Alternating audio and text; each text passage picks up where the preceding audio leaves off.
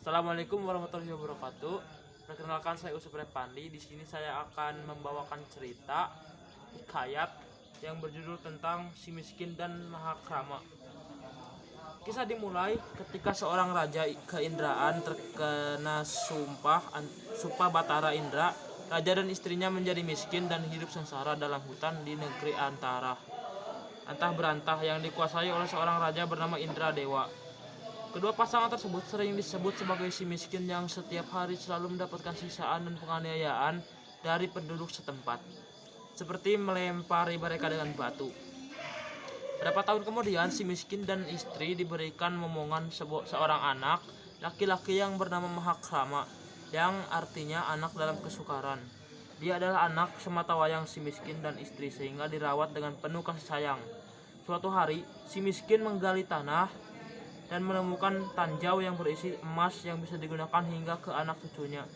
Dengan kuasa Allah, pada tempat tersebut berdiri sebuah kerajaan lengkap yang diberi nama Puspasari. Setelah berdirinya kerajaan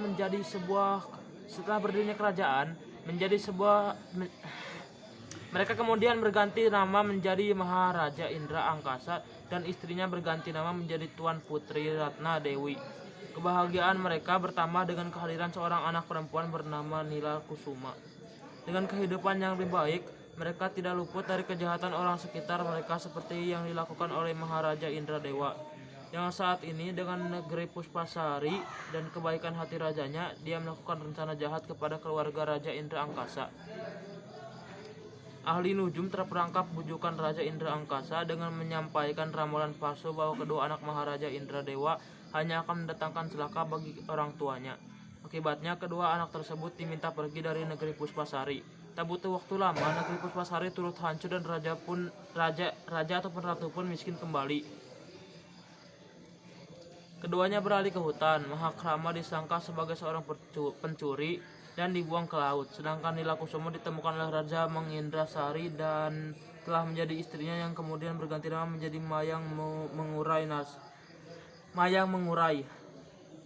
Nasib Mahakrama yang terhanyut hingga ditelan oleh ikan nun mempertemukannya dengan Cahaya Cairani dan Nenek Kebayan. Mahakrama hidup bersama Nenek Kebayan dengan menjual bunga dan bertemu kembali dengan istrinya Cahaya Cairani. Ia juga mengetahui Putri Mayang sebagai adik kandungnya berkat cerita Nenek Kebayan. Segera Mahakrama menemui adiknya dan pergi ke negeri Puspasari untuk menemui ibunya yang masih hidup menderita sebagai pemungut kayu. Mahakrama meminta kepada dewa untuk mengembalikan negara Puspasari seperti sedia kala. Kesaktian Mahakrama dapat mengalahkan serangan dari negeri antah berantah yang dengki melihat kemakmuran negeri Puspasari. Mahakrama menjadi raja di Palinginam Cahaya, yaitu negeri mertuanya. Dengan keluarganya hidup bahagia di negeri Puspasari. Sekian dari saya, terima kasih sudah menonton. Assalamualaikum warahmatullahi wabarakatuh.